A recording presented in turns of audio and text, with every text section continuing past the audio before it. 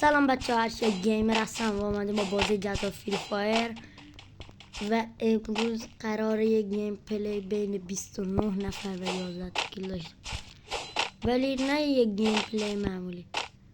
قراره تمام نفراتی که میکشیم و از الان با اسنایپ باشه. حالا میریم با یک دیگه بشی پای بابا من لاتا چه قلاتا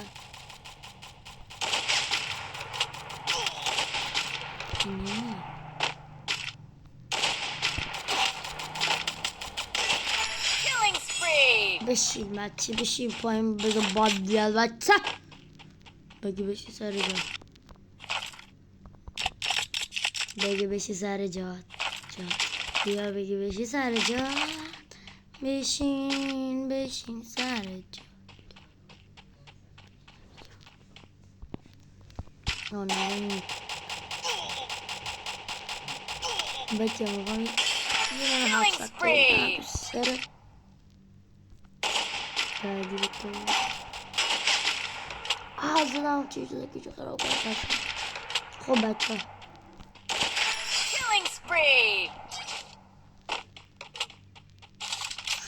نگاه ماشین هرگی اون بالا نمیره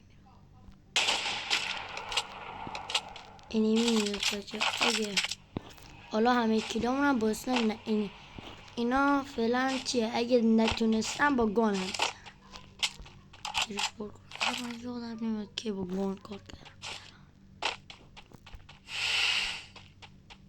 اینجا یه اینی هست، اینجا یه خبرهایی نکنیم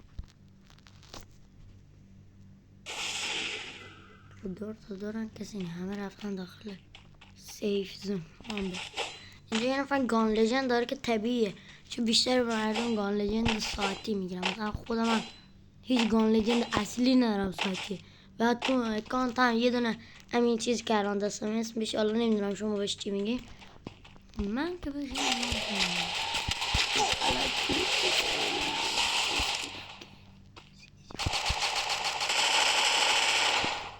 ای کوس کشه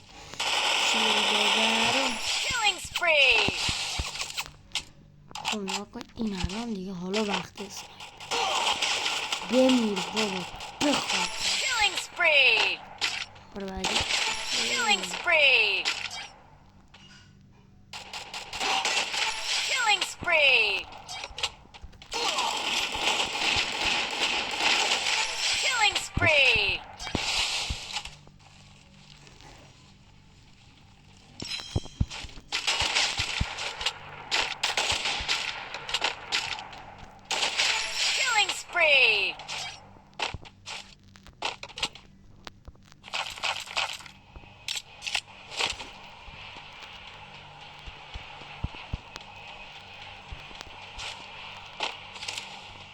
باشا قدر یخاتونو بدونین یا لیکن نبودن الان همه مون مرد.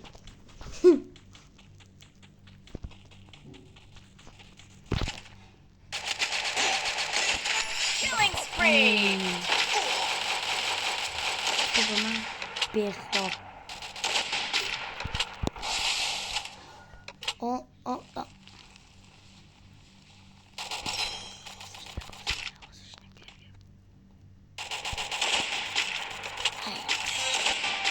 ای کیلا کس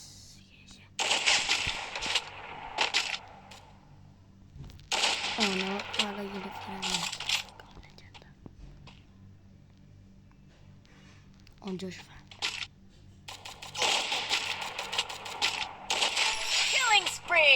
خود همون گال لژندریه بیا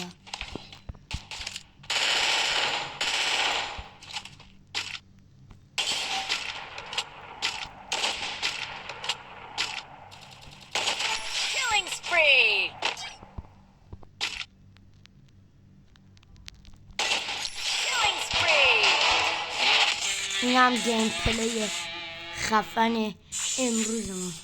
تا ویدیوهای بعد، خدا نگهدار.